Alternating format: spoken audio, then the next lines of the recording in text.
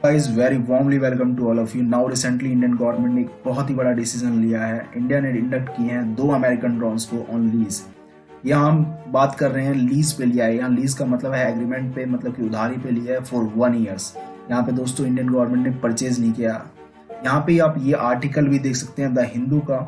now दोस्तों मैं आपको ये क्लियर कर दूं, जो ड्रोन है बिल्कुल MQ-9 का वेरिएंट है, जिसे हम MQ-9B सी गार्जियन अनआर्म्ड ड्रोन कहते हैं। मतलब कि ये मिसाइल नहीं छोड़ सकता।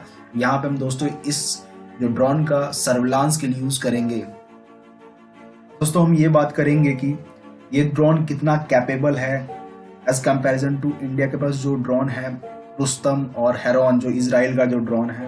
और आज हम ये भी बात करेंगे इंडिया ने इसको 1 साल के लिए ही लीज पे क्यों लिया है। चलिए दोस्तों डिस्कस करते हैं।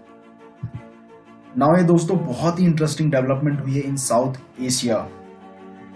दोस्तों ये जो ड्रोन है ये सी गार्जियन ड्रोन है, जिसको इंडिया 1 महीने पहले से ही इसको यूज कर रहा था। और अब बताया जा रहा है कि जो इंडिया है इसको प्रॉपरली इंडक्ट कर चुका है। वो भी दोस्तों ऐसे टाइम में जहां पे चाइना के साथ इंडिया के बहुत टेंशन चल रहे हैं इन लद्दाख। जिस कंपनी से इस ड्रोन को लीज पे लिया गया है दोस्तों वो है जनरल एटॉमिक्स, जो कि ड्रोन बनाती है। इनका जो फ्लाइंग ऑपरेशन है दोस्तों वो स्टार्ट हो गया था 21 नवंबर 2020 फ्रॉम INS रजौली। आपको जानकारी के लिए बता दूं दोस्तों, जो INS रजौली है ना ही इंडिया का डिस्ट्रॉयर है, ना ही कोई फ्रिगेट है, ना ही कोई एयरक्राफ्ट कैरियर है। ये बहुत इंपॉर्टेंट बेस है इंडियन नेवी का इन तमिलनाडु। दोस्तों हम यहाँ पे बात कर लेते हैं कैपेबिलिटी के बारे में इस ड्रोन की। दोस्तों मैं ये ड्रोन की कैपेबिलिटी बताऊं तो जो इस ड्रोन की कैपेबिलिटी है कम से कम 25 से 30 घंटे की फ्लाइंग आवर्स। मतलब आप समझ सकते हो कि ये पूरे दिन उड़ सकता है लगातार। तो ये अगर पूरे दिन उड़ रहा है तो कम से कम पूरे इंडियन ओशन का और लद्दाख का चक्कर लगा के आराम से सर्वेलांस करके आ सकता है। तो ये समझ सकते हैं कितना इंपॉर्टेंट ड्रोन है। ये जो ड्रोन है ये मिसाइल नहीं छोड़ सकता, अनआर्म्ड है। और अगर हम कंपेयर करें दोस्तों इस ड्रोन को अपने रुस्तम से और हेरॉन ड्रोन जो कि इजराइल का है उससे काफ़ी ज़्यादा कैपेबल है। अब सोचेंगे कि हमारे पास रुस्तम है, हम लोगों ने रुस्तम डेवलप किया। नहीं दोस्तों, अभी रुस्तम जो है डेवलप नहीं हुआ है। जो ड्रोन में अगर डेवलपमेंट करना होता है तो उसमें डाटा लिंकिंग जो होता है बहुत ही इंपॉर्टेंट होता है। क्यों?